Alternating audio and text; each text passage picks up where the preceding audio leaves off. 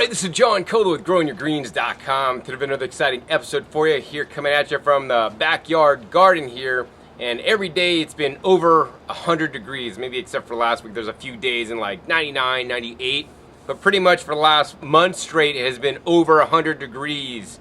And even when it's over 100 degrees out each and every day, you could still have a nice, beautiful, lush garden like I have behind me. I'm growing all kinds of different foods here in my garden. And in this episode, one of my hopefully short format videos, I want to show you guys the top 5 leafy greens that will thrive in the heat. Whether you live in the desert heat, whether you live, in a subtropical or tropical area where it's like really hot, South Texas, New Mexico, Arizona, even Hawaii, some of these crops will do great. South Florida, just because they come from the environment where they live in a hot climate. We don't want to be growing lettuce in the middle of the summer, 100 plus degrees, but you will want to grow these leafy green vegetables that I'll be sharing with you guys in a little bit. Now, before we get into this video and the 5 leafy green vegetables that you guys should grow and will easily thrive, I want to show you guys why you should grow them, right? My channel is called Growing Your Greens, and it's called Growing Your Greens for a reason, because I want you guys to grow and eat your leafy green vegetables. They're the most important food on the entire planet. They have the most amount of nutrients, phytonutrients, phytochemicals, vitamins, and minerals that you're not going to be getting from other foods, and the least amount of calories. So it's the phytonutrients that have antioxidant properties, they have anti-disease properties, anti-cancer properties, anti-cholesterol properties, all these different things and functions they have in our bodies, but only if you consume them. And my goal every day is to consume 2 pounds of leafy greens, and I like them to come from my garden instead of from the grocery store whenever I can. And the greens that I'm going to show you guys in this episode make it possible. Now, you might be thinking to yourself, John, how do you eat 2 pounds of greens? Man, that's a lot of food. So, what I like to do is I like to do a combination of things. So I might eat, anywhere from a ½ pound to a full pound in a nice nightly salad, or in my soup meal in the evening. I might juice a whole pound of leaves in my juicer to make just 1 cup of juice. I might take a ½ pound or 3/4 pound of greens and throw them in my blender and blend them up into a delicious blended salad or blended green smoothie. So any ways you guys could get greens in you, that'd definitely be good. Even if you got to cook them up, I don't do that myself, because when you cook things, you lower the nutrition in there. Oh, another way I like to eat my greens is to ferment them. Also like to dehydrate them. But yeah, I don't use any high temperature cooking method, because then you destroy some of the nutrients, you destroy all the enzymes, and you can significantly reduce the phytonutrient and phytochemical properties, which are the most important properties for me to have, the disease prevention and disease fighting properties, because I almost lost my life when I was younger. So I want to eat the foods that's going to give me the most life and the most health, and they're the leafy greens. So let's get into the top 5 leafy greens that thrive in 100 plus degree weather. So the first leafy green, actually it's sitting right here beside me. I mean, this guy is like 3.5 feet tall at this point. It's pretty tall right now, and I don't know if you guys could see that. This one's known as the Egyptian spinach. I bought these plants. They were probably about yay big when I got them, and just in like 30 days they tripled in height, and all these leafy greens are edible. Now, on the Egyptian spinach, also known as the jute, you could eat the leaves. Wow, these are quite good. This is related to the okra, and it's a little bit mucilaginous, but has a really neutral, mild flavor. This is especially good for people that don't like their greens, because it really, to me, it doesn't have a flavor. It's a little bit mucilaginous, but hey, not a big deal. So yeah, this is a plant that actually, my starter that I bought from a plant start. Let me go ahead and show you guys some different kind of Egyptian spinach I actually planted from seed. This one's a little bit different, looks a little bit different style, so I'm glad I'm growing at least 2 different varieties here in my garden. Let's go ahead and take you to the ones I self-seeded, in 100 plus degree weather. So these are the Egyptian spinach actually that I planted from seed, and unlike the other one that actually had a red stem, this actually has a green stem. Bought these seeds actually on eBay, and or these are some of the ones that actually I grew last year, and I saved my own seed. I forget which ones they were. But I basically just seeded them through here really densely and really heavily. And they've all come up. They got some bugs eating them, but I don't really care. The bugs are eating them, you know, because I don't spray them. That's all right. I just still pick them, and I still eat the leaves. But yeah, my other ones are not getting any bug damage. But yeah, I planted these guys really densely.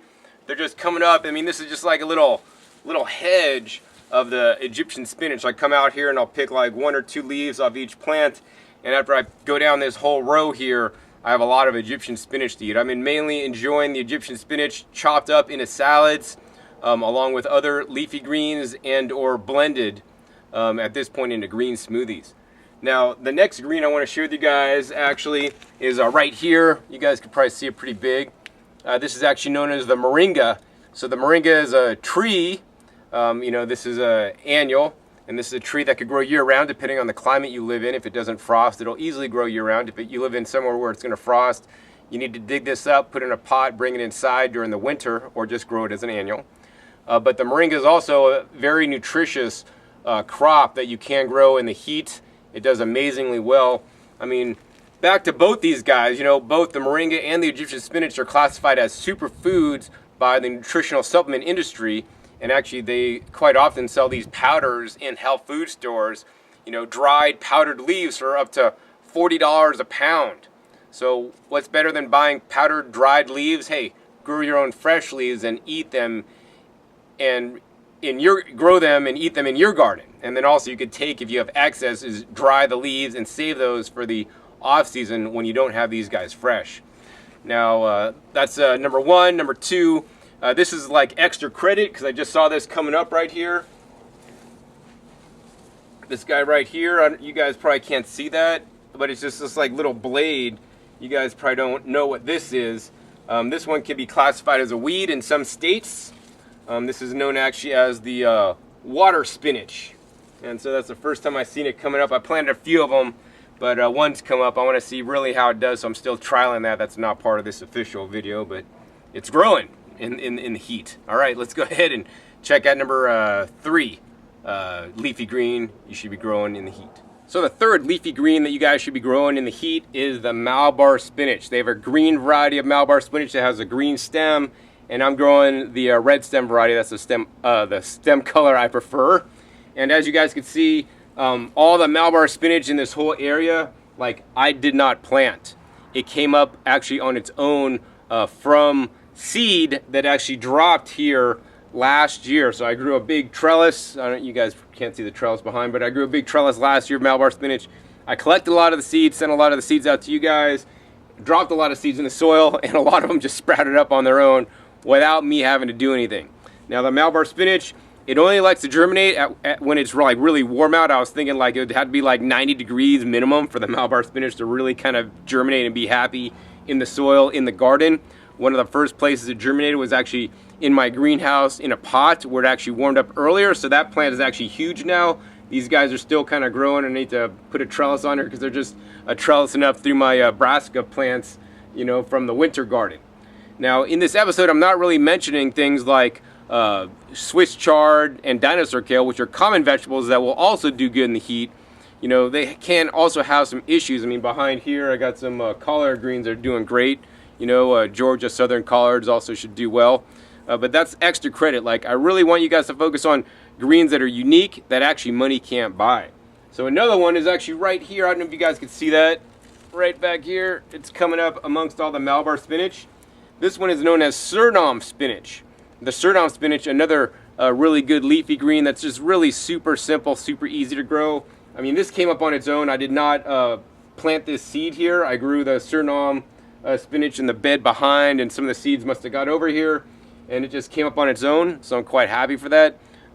Both these, the Malabar actually has a more fleshy kind of leaf. Some people don't like it. It also has a really nice mild flavor. We're going to go ahead and clip off one and try one.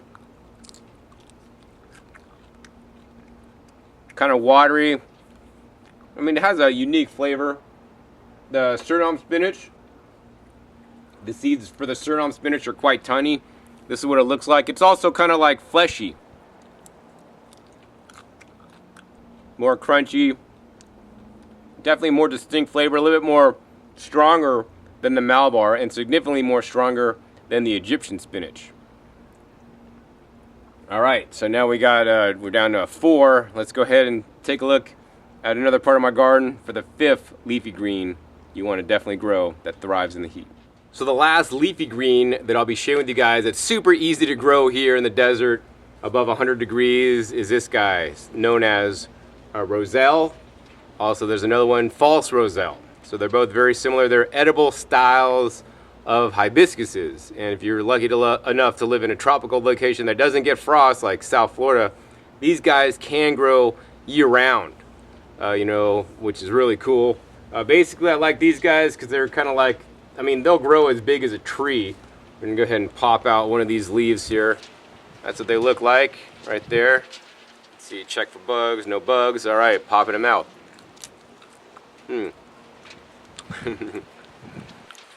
This has a nice sorrel or a lemony flavor.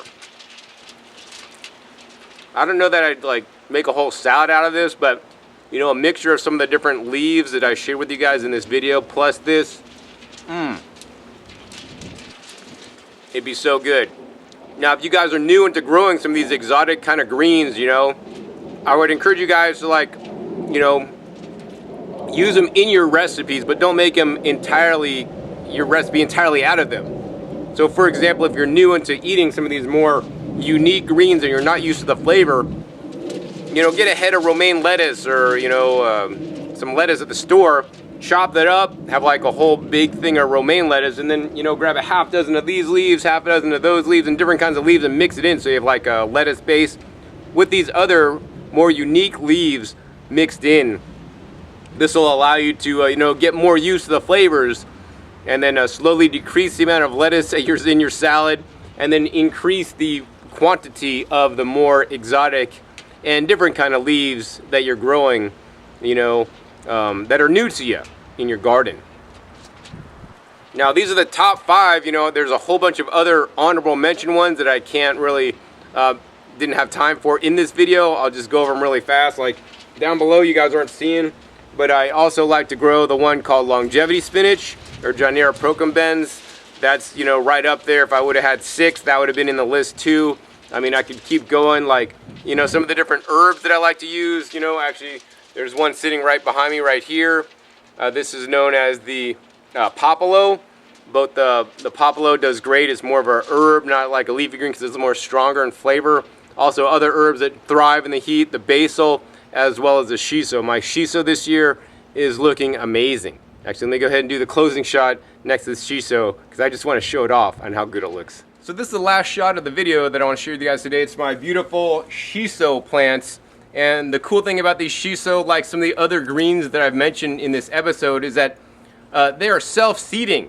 You know, if they go through their whole life cycle, they'll create seeds, drop seeds, and then you could plant next year's crop with those seeds.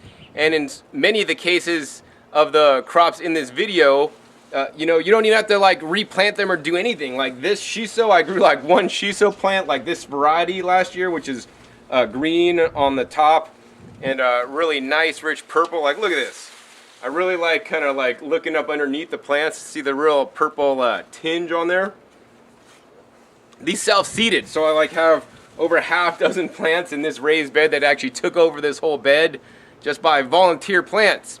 And I always find that volunteer plants that decide to sprout and germinate where they want to germinate always do better than my transplants. So I always encourage you guys to, you know, let volunteers come up, because that's the seed that want to germinate and they're sprouting exactly where they want to, and that's where they're setting their roots and they don't want to be moved. So hopefully you guys enjoyed this episode. If you did, hey, please give me a thumbs up to let me know. Also be sure to click that subscribe button right down below to be notified new and upcoming episodes that have coming out every 3 to 4 days. Also be sure to check my past episodes. I have over 1,100 videos now educating you guys on how you guys can grow your own food at home, and a lot of specific videos like this that, you know, share some of my experiences growing some of these amazing crops. And look at this. We want to go ahead and pull one of these guys off for you. Look at how big that shiso leaf is. I mean, this is my hand. That's my hand on a shiso leaf. Almost covers my whole hand. And I got big hands, ladies. All right. So yeah, grow healthy stuff.